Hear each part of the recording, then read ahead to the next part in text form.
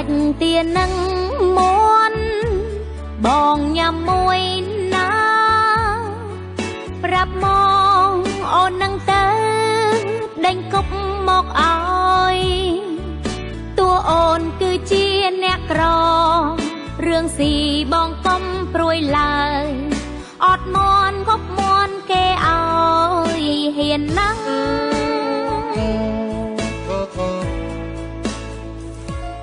បងអ្នកទីក្រុងអូនជាអ្នកស្រែព្រោះស្នេហ៍ទៅបងមកលេងដល់ផ្ទះឲ្យយល់ពីគ្រួសារស្រីថាស៊ីអារម្មណ៍មិនដេចខ្លាំងការពិតអូនក៏លួចខ្មាំងតិចតិចដែរឃើញឆ្មាអូនទេឃើញឆ្កែអូនទេរត់មកហេស្វាកុំខ្លាំងណាស់កន្ទុយវាបងវិចល្វិចមើលទៅចូលចិត្តបងណាស់តែបងកុំយកដៃប៉ះប្រយ័ត្នវាខំ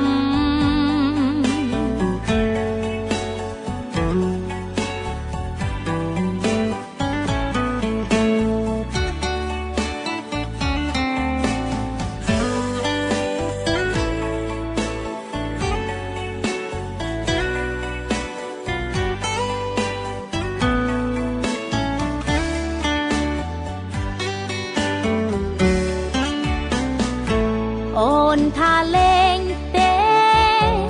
បងកុំខឹងណាពួកយើងរក្សាស្នេហ៍ស្មោះរាប់ឆ្នាំនៅពេលយើងរៀបការរួចអូនចង់បានកូន4 5ស្នេហ៍យើងស្មោះមិនប្រែស្រាំក្រឡាំងឃើញឆ្មាអូនទេ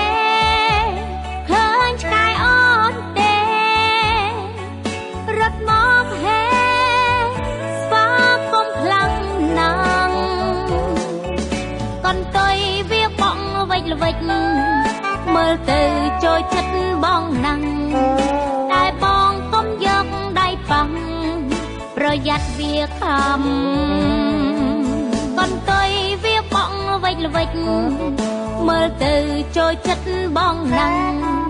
តែបងកុំយកដៃប៉ះប្រយ័ត្នវាខំ